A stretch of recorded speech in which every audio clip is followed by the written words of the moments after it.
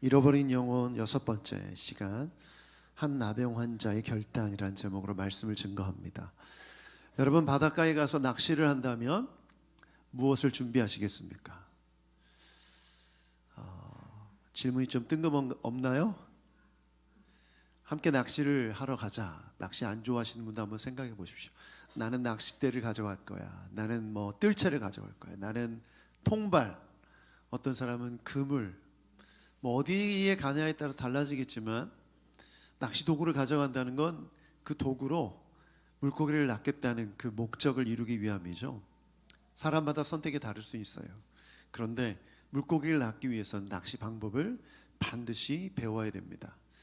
지난주 우리가 잃어버린 영혼이었던 갈릴리에 있던 제자들을 주님이 부르셨잖아요. 부르실 때 뭐라고 말씀하셨죠? 너희를 사람 낚는 어부가 되게 하겠다. 사람을 낚으려면 사람을 낚는 방법을 배워야 되잖아요. 예수님을 따르는 제자들은 이제 그걸 배우는 거죠. 우리가 어부가 되기 위해선 물고기를 잡는 법을 어부를 통해서 배우듯이 제자들은 예수님을 통해서 사람 낚는 방법을 배워야만 했습니다. 그래서 예수님의 3대 사역이라고 불리는 3가지 사역이 나온 마태복음 4장 23절을 보면 이렇게 기록되어 있어요. 여기에 보면 사람 낚는 방법, 그 방법을 예수님이 이렇게 보여주셨습니다. 함께 읽어보겠습니다. 시작. 예수께서 온 갈릴리를 두루 다니면서 그들의 회당에서 가르치시며 하늘나라의 복음을 선포하며 백성 가운데서 모든 질병과 아픔을 고쳐주셨다. 이 말씀에 보면 가르치시며 선포하며 고쳐주셨다. 이 3가지로 요약해서 teaching, preaching, healing, 이렇게 예수님의 3대 사역을 요약합니다. 티칭은 교육이고 프리칭은 선포, 치유, 힐링은 치유인 거죠. 예수님께서 이렇게 사역하신 이유가 뭘까? 바로 누가복음 19장 10절, 이 시리즈 말씀의 기본이 되는 말씀 함께 읽어보죠. 시작. 인자는 잃은 것을 찾아 구원하러 왔다. 잃어버린 영혼들을 구원하시는 방법으로 예수님은 가르치시고 선포하시고 고쳐주셨어요. 여러분, 이 사역, 이 3가지 사역은 정말 중요합니다. 제자들은 예수님의 이 사역을 통해서 사람 낚는 법, 사람을 잃어버린 영혼을 구원하는 법을 배운 것이죠. 이것을 우리에게 적용한다면 여러분 한번 돌아보십시오. 이 3가지 범주 안에 들어가는 사역을 통해서 여러분이 구원받았습니다. 그렇죠? 어떤 분은 병고침을 경험한 분도 계시고, 어떤 분들은 말씀을 듣고 깨달은 분들 계시고, 어떤 분들은 성경을 통해서 어떤 목회자나 주의 종을 통해서 가르침을 받고 복음을 받아들인 분들이 있을 거예요. 결국 이 3가지 사역의 열매로 여러분들이 소위 낚인 사람들, 건져진 사람들인 것이죠. 그러므로 제자들은 이 사역을 예수님처럼 계속해 나갔고, 그 사역의 열매로 우리도 구원받았고, 우리가 또 제자라면 우리도 그렇게 사역하며 나아가야 하는 것이죠. 그러므로 오늘 우리가 복음서를 통해서 무엇을 발견하게 되냐면, 산상수훈은 예수님이 가르치는 사역에 속하고 병자를 고치는 사역은 예수님의 힐링, 치유 사역에 속한 것이죠. 특별히 오늘 본문은 예수님이 가르치는 사역이었던 산상수훈 다음에 일어났던 치유 사역의 모습입니다. 마태복음 5장부터 7장까지 말씀을 보면 산 위에서 가르친 내용이죠. 이 내용이 길게 기록되어 있습니다. 그런데 이것을 가르칠 때 예수님 주변에 많은 무리들이 모여들었어요. 함께 마태복음 5장 1절 읽어보겠습니다. 마태복음 5장 1절을 보면 제가 읽어드릴게요. 예수께서 무리를 보시고 산에 올라가 앉으시니 제자들이 그에게 나왔다. 이미 많은 무리들이 예수님을 따르기 시작했어요. 왜냐하면 그 전부터 많은 병자들을 고쳐주시고 복음을 선포했기 때문에 이미 믿은 사람들이 있었고 따르는 사람들이 있었다는 거죠. 그런데 이 무리가 더 많아지기 시작했어요. 8장 1절, 오늘 본문의 8장 1절을 보면 이렇게 기록되어 있어요. 같이 한번 읽어보겠습니다. 시작. 예수께서 산에서 내려오시니 많은 무리가, 산에 올라가서 가르치기 전에도 사람들이 많았는데 더 많은 무리가 따르기 시작했던 거죠. 그런데 갑자기 나병 환자 한 사람이 예수님께 다가옵니다. 그리고 그 앞에 절하면서 말합니다. 주님, 하고자 하시면 나를 깨끗하게 해주실 수 있습니다. 이렇게 말해요. 여기서 나병 환자라고 기록되어 있는데, 여러분, 나병 환자는 사실 성경 원문을 보면 악성 피부병, 전염력이 높고 치유가 힘든 피부병을 뜻합니다. 그런데 이것이 번역되는 과정에서 나병, 또 문둥병 이렇게 번역되죠. 그래서 이 병, 원래 나병, 문둥병은 한센병이라고 불리죠. 소록도나 이런 데 가면 이 한센병 환자들이 모여서 집성촌을 이루고 살아가고 있는데 그 병을 지칭합니다. 그런데 엄밀히 말하면 이 병을, 나병을 지칭하는 것이 아니에요. 악성 피부병 전체를 말하는 거예요.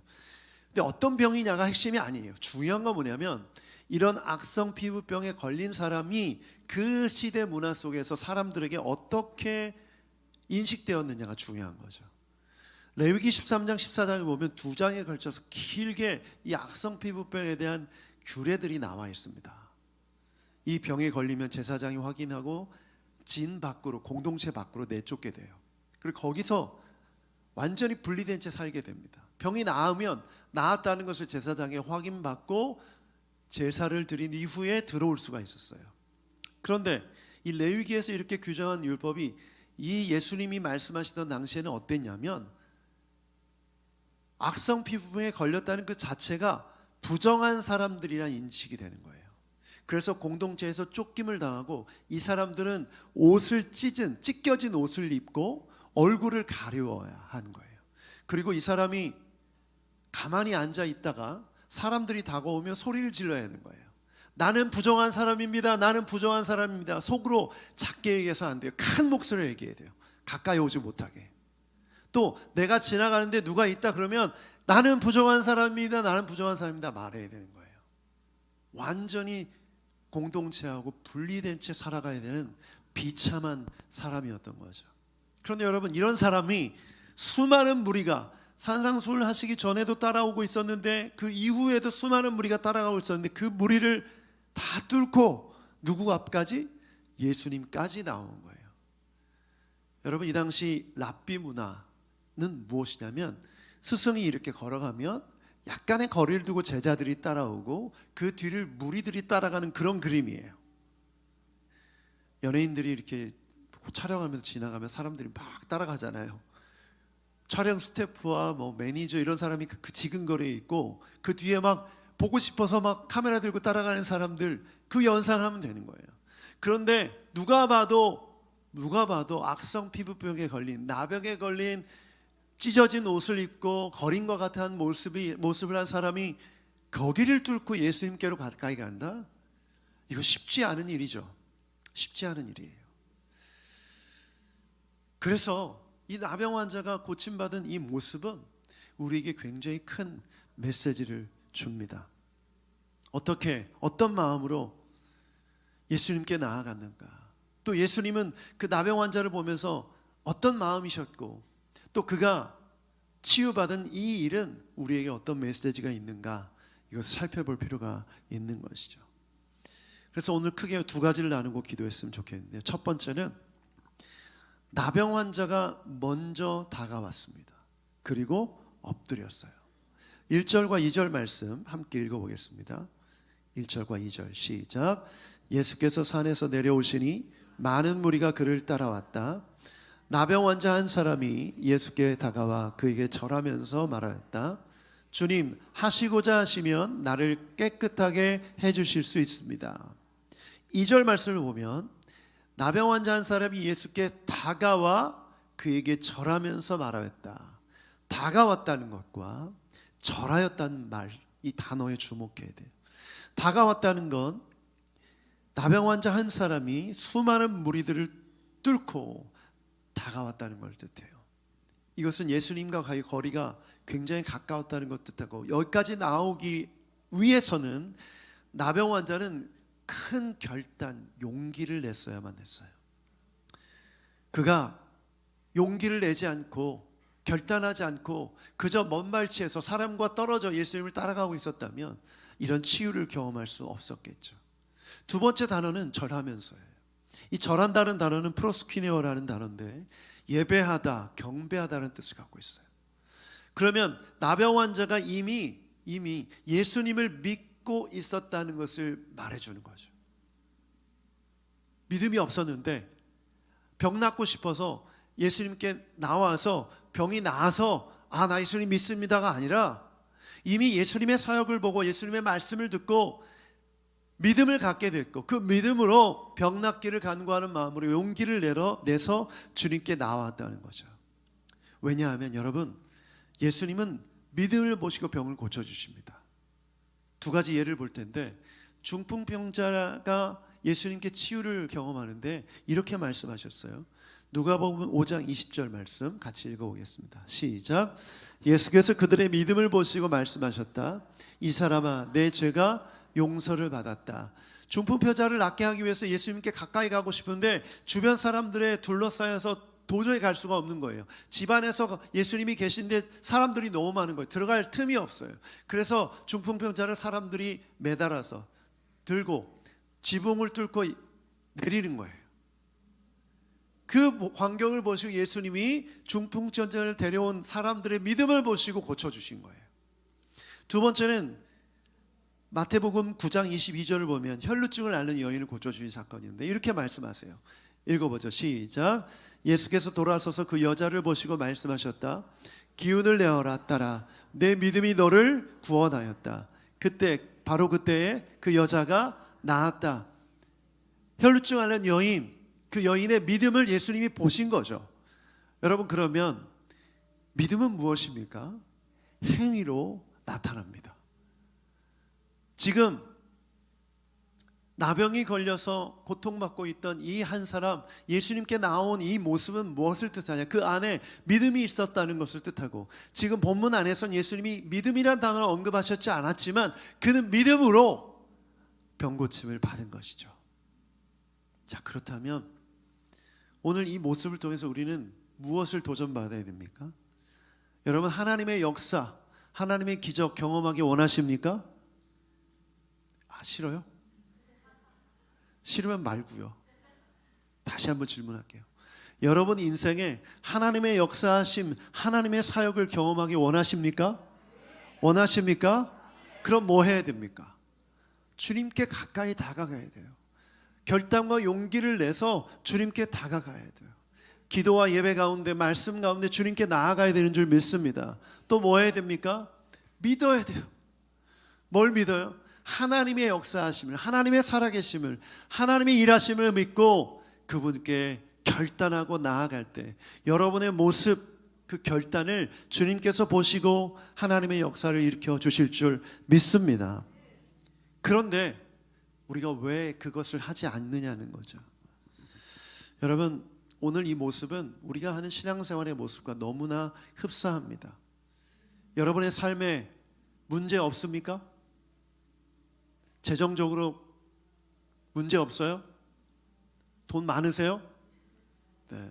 헌금 많이 하세요. 어디 아픈 데 없으세요? 네. 또 삶의 관계의 문제, 여러 가지 문제 없습니까? 우리 청년들 결혼과 직장, 미래 생각하면 두렵지 않습니까? 문제 없어요? 그러면 먼 발치에서 무리가 되어서 따라가기만 하면 됩니까? 그냥 적당한 거리를 두고 다니면 그냥 어떻게 삶의 문제가 다 해결돼요? 저는 이렇게 말하고 싶어요.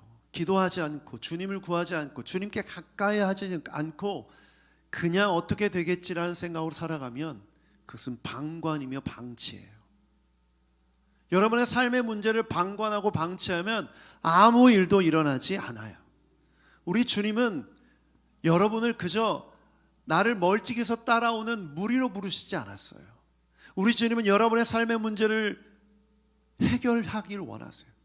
여러분의 마음을 고쳐주시기 원하시고, 여러분의 질병을 고쳐주기 원하시고, 여러분의 삶을 변화시켜 주기를 원하세요. 그런데 여러분이 아무것도 하지 않으면, 그저 무리처럼 거리를 두고 따라다니면 아무 일도 일어나지 않습니다. 여러분은 모두 주님의 사역이 필요한 사람들이에요. 주님의 역사하심이 필요한 사람이에요. 몸과 마음이 병들 수 있고, 재정적인 어려움이 있을 수 있고, 여러 가지 삶의 문제 앞에서 답답한 마음으로 기도할 수밖에 없어요. 그런데 여러분, 그런 문제들 그냥 안고 살아가면 그러다 죽는 거예요. 물론 천국은 가겠죠. 그러나 여러분, 천국 가는 게 우리 삶의 신앙생활의 목표면 바로 죽어야죠. 믿자마자. 살 필요가 없어요. 그런데 여러분, 이 땅에서 왜 살아야 됩니까?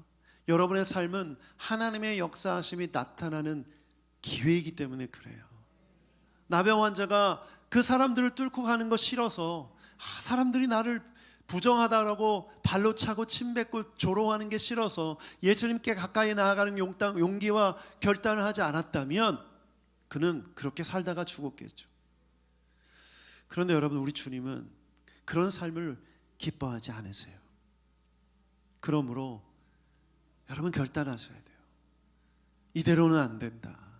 2024년 새롭게 결단해서 주님께 가까이 나아가는 여러분 되길 축복합니다. 아멘.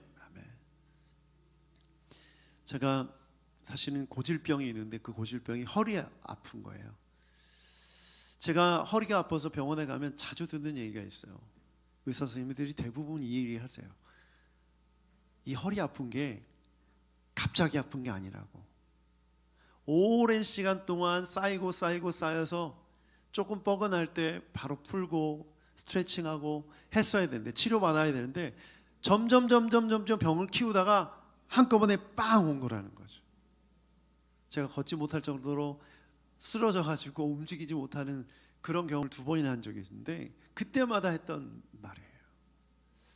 여러분, 이렇게 돼요.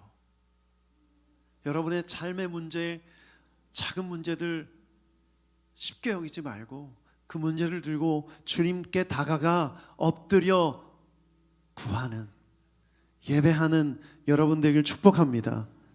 여러분, 그 마음으로 살아가세요. 그게 신앙생활이죠. 기도 왜 해야 됩니까? 그것에 목적이 있어요. 예배 왜 해야 됩니까? 거기에 목적이 있어요. 아침 기도에 안 나와도 좋으니까 여러분의 침실을 기도방으로 만드세요. 일어나서 5분이든 10분이든 기도를 하고 주님께 문제를 내어 맡기고 하루를 시작하십시오. 이 말 했다고 진짜 안 나오지 말고 나오세요. 기도하세요. 잠언 18장 17절 말씀, 정말 제가 좋아하는 말씀인데 함께 읽어보겠습니다. 시작. 나는 나를 사랑하는 사람을 사랑하며 나를 간절히 찾는 사람을 만나준다. 아멘. 우리 주님은 만나주시는 분이세요. 여러분이 여러분의 삶의 문제를 그대로 부족하고 연약하고 때로는 더럽고 때로는 부정적인 생각으로 가득 차도 있는 모습 그대로 나아가면 우리를 만나주세요. 그분이 우리를 치유해 주실 거예요. 우리를 만져주실 거예요.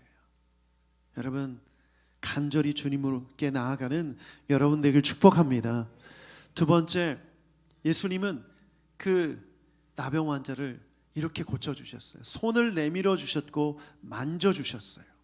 3절 말씀 함께 읽어보겠습니다. 시작.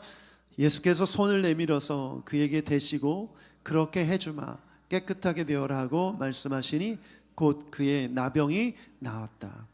용기를 내어서 나온 나병 환자의 몸에 손을 대시며 만져주십니다. 그랬더니 그의 나병이 나았습니다. 여러분, 예수님은 꼭 손을 대지 않고서도 고쳐주실 수 있는 분이죠. 우리 이미 알고 있잖아요. 그냥 말씀으로도 병을 고쳐주신 그 사역의 모습이 성경에 있기 때문에 이미 알고 있었어요. 그런데 왜 굳이 피부병이 있는 나병 환자의 그 피부를, 손을 대셔서 고쳐주셨는가? 답은 아주 쉽습니다.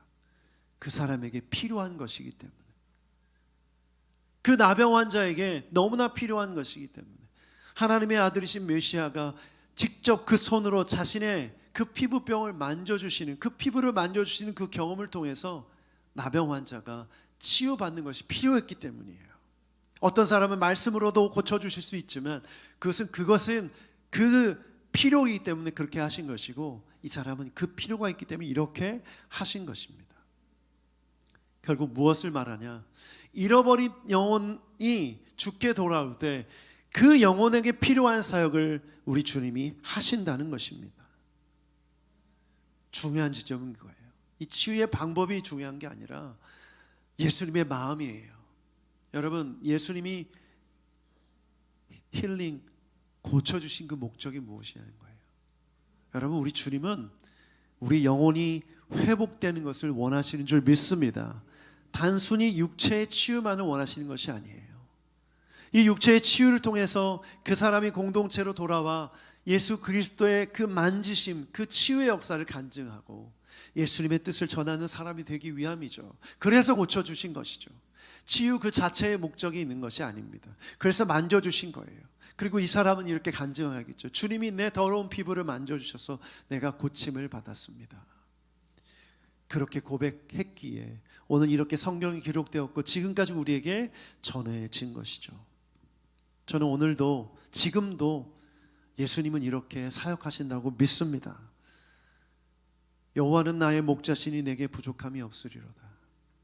시편 1편 1절부터 3절까지 말씀 개역 개정 번역으로 함께 읽어보겠습니다. 시작. 여호와는 나의 목자시니 내게 부족함이 없으리로다. 그가 나를 푸른 풀밭에 누이시며 쉴만한 물가로 인도하시는도다. 내 영혼을 소생시키시고 자기 이름을 위하여 의의 길로 인도하시는도다. 양이 잃어버렸어요. 무리에서 이탈했어요. 목자에서 벗어났어요. 마음대로 자갈길, 돌길, 바위길, 길이 아닌 곳을 다니다 보니까 찢기고 상처나고 멍들고 온전하지 않은 모습이죠. 그런데 목자가 발견합니다. 너무나 기뻤어요. 제대로 걸을 수조차 없는 상처 입은 어린 양을 등에 업고 안고 무리 가운데 돌아와 쉴만한 물가에 푸른 풀밭에 누워서 살펴봅니다. 어디 다친 데가 없는지, 어디 아픈 데가 없는지 여기저기 눌러보고 살펴보는 거죠. 그리고 맑은 물을 먹이고 풀을 먹이고 이 양이 치유받을 수 있도록, 회복될 수 있도록 목자는 할 수 있는 것을 다 하는 거예요. 여러분, 잃어버린 영혼을 찾는 것은 치유하기 위함이에요. 고쳐주기 위함이에요. 온전케 하기 위함이에요. 여러분이 예수 믿고 구원받았다는 것은 단순히 천국 가는 것이 목표가 아니라 내가 이 세상에서 살며 경험한 모든 상처와 아픔과 이 고통을 주님께서 치유해 주기 원하심인 줄 믿습니다. 그러면 여러분 내가 은혜 받았다, 이건 뭘 뜻해요? 주님이 나를 치유해 주셨다, 고쳐 주셨다라는 것을 뜻합니다. 여러분, 이런 간증, 이런 고백이 있으시죠? 그런데 이 과거로 끝나는 것이 아니라 한 번의 간증과 경험으로 끝나는 것이 아니라 매일의 삶 속에서 이런 치유가 일어나야 된다고 저는 믿어요. 왜냐? 우리가 살아가는 이 세상이 너무나 험하기 때문이죠. 여러분, 우리가 살아가는 이 세상 어떻습니까? 자본주의, 물질 중심주의, 성과주의, 외모지상주의, 능력만능주의, 다 필요한 것들이지만 너무나 과하게 이 세상이 사람들에게 강요하죠. 우리가 이 세상을 살기 때문에 우리는 이걸로 인해서 알게 모르게 데미지를 입어요. 피해를 입어요. 상처를 입어요. 그래서 여러분 마음속에 느끼지 못한 채 점점 조금씩 멍들어가고 있고 찢겨져 가고 있는 상처들이 있는 거예요. 그런데 그 모든 것들을 주님께 나아가면 우리 주님이 치유해 주시는 거죠. 그러므로 우리의 온전함은 내가 열심히 뭘 해서가 아니에요. 주님 앞에 머물며 나아갈 때 온전해지는 줄 믿습니다. 그래서 신앙생활 열심히 하면 온전해지는 이유가 여기 있는 거죠. 제대로 된 신앙생활을 하게 되면 이렇게 되는 거예요. 온전한 그리스도인으로 계속해서 성장할 수 있는 거예요. 왜? 상처를 치유받기 때문에. 그래서 여러분에게 저는 오늘 주일 예배를 시작하면서 나눴던 마음, 예배가 여러분을 고쳐주는 거예요. 여러분 예배할 때 여러분의 상처가 치유받음을 믿습니다. 여러분의 상처가 치유받을 때 온전하게 이제 세상을 나아가서 살 수 있는 거예요. 저는 금요일마다 드리는 우리 뉴송 워십이 너무 좋아요. 여러분, 예배 속에서 치유받는 치유의 경험을 누리려면 금요일 날 오세요. 대놓고 홍보합니다. 오시는 분들은 끄덕일 필요는 없어요. 오시는 분들은 홍보 좀 하세요. 주변 우리 순원들에게. 금요일 날 왔는데 너무 좋다, 치유받는다, 회복된다, 주일 예배도 마찬가지고 우리 새누리교회 예배를 통해서 이런 회복과 치유의 은혜가 있기를 축복합니다. 그러려면 와야죠. 예배의 은혜가 있는 현장에 와야죠. 함께 기도하고 하나님과 눈을 맞추고 그분의 얼굴을 구해야죠. 그러면 그분이 우리를 살펴보시고 성령께서 우리의 마음을 고쳐주시고 치유해 주시는 거예요. 아픔을 치유해 주시고 만져주시는 거죠. 여러분, 이런 은혜 없이 나 괜찮아, 그냥 나는 하나님 믿으니까 하나님 붙들어 주시니까 이 정도면 됐어, 적당히 거리를 두고 따라가, 이런 사람은 온전한 그리스도인으로 나아갈 수가 없어요. 건강할 수가 없어요. 그래서 제가 볼 때는 이분 상처도 많고 아픔도 많고 그런 일들 때문에 모나 있고 정말 위험한데 본인 스스로는 난 괜찮다라고 생각하는 거죠. 주님 앞에 나와서 치유받지 않고 그냥 내 방식대로 살겠다고 고집하는 성도들 많습니다. 저는 오늘 새누리교회 성도들이 2024년 좀 새롭게 결단했으면 좋겠어요. 금요 예배 뉴성 워십에 나오십시오. 정말 탁월한 예배 사역자들이 여러분을 위해 준비하고 있어요. 물론 사실 그게 없어도 가능하죠. 우리 주님이 완벽하시고 완전하시기 때문에 나오면 됩니다. 이제 우선순위를 예배에 두고 주일 예배에 두고 여러분 치유와 회복을 경험하는 여러분 되길 축복합니다. 아멘. 상한 감정이 찬양을 통해서 치유를 경험하길 축복합니다. 고장난 생각이 말씀을 통해서 고쳐지기를 축복합니다. 고장난 생각 많죠? 이러다 망하는 거 아니야? 이거 다 고장난 생각이에요. 염려와 걱정, 근심 고장난 생각이에요. 그런데 고침을 받아야죠. 고침을 받아야죠. 그러려면 말씀을 들어야 됩니다. 에이, 목사님 똑같은 설교, 목사님 7년 설교를 들었더니 얘와도 똑같네. 고침 받으시길 바랍니다. 고쳐져야 돼요. 제발 좀. 다 안다는 생각 버리고 그런 생각도 고침을 받으시길 바랍니다. 우리 교회에 리모컨이 있어요. 이거 7년 된 리모컨이거든요. 프로젝터를 계속 켰는데 점점 안 되는 거예요. 가까이 가서도 안 되고 도저히 안 되는 거예요. 안 되겠다. 드럼 스틱을 가져다가 제가 직접 이렇게 까치발을 들고 했어요. 그때 아침 기도 나오시는 오중구 목사님 그러시는 거예요. 좀 더 긴 게 필요하다고. 제가 필요 없다고 했어요. 제가 이거 고쳤다고. 고치는데 리모컨 고치는 방법을 유튜브에 찾아봤더니 나오더라고요. 이렇게 쉬운 방법이 버리려고 했는데 막대기로 하려고 했는데 고치니까요 너무 잘 돼. 한번 해볼까요? 한번 꺼지죠. 그냥 여기서도 잘 돼요. 전에는 가까이 가서 막 이렇게 했어야 되는데 여러분 고침을 받으면 편해요. 고쳐져야 돼요. 그게 원래 기능이잖아요. 원상태로 돌아가야 돼요. 그런데 세상 속에 나가면 자꾸 고장난다니까요. 상처받는다니까요.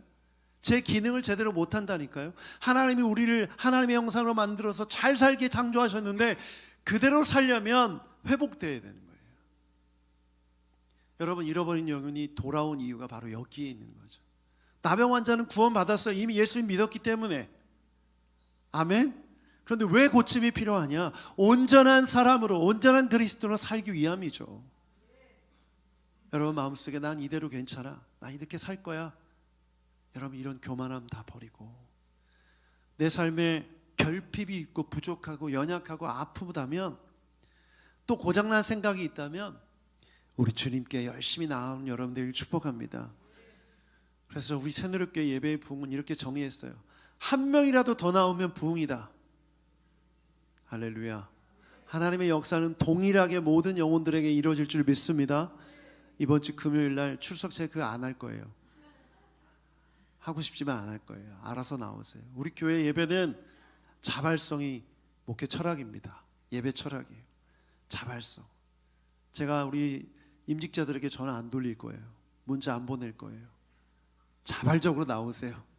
대놓고 강요하는 것 같죠? 네, 절대 문자 안 보낼게요. 여러분 예배해야 됩니다. 그래 치유받아요. 저는 우리 새누리교회 모든 성도들이 온전한 그리스도인으로 2024년 잘 살았으면 좋겠어요. 행복했으면 좋겠어요. 하나님의 놀라운 복과 은혜가 가득했으면 좋겠어요. 그런데 위시 그냥 소망으로 되는 게 아니에요. 그랬으면 좋겠다, 이게 이걸로 되는 게 아니에요. 뭔가를 좀 해야죠. 가까이 와야죠. 그래서 예배 한 번 드리던 분들은 두 번 드리고, 또 기도 안 하던 분들은 기도하고, 큐티 안 하던 분들은 큐티하고, 큐티 3번 하는 분 4번 하고, 이렇게 늘려가시길 바래요. 그러면 여러분이 온전한 그리스도인으로 주님 뜻 가운데 살아갈 수 있게 되는 줄 믿습니다.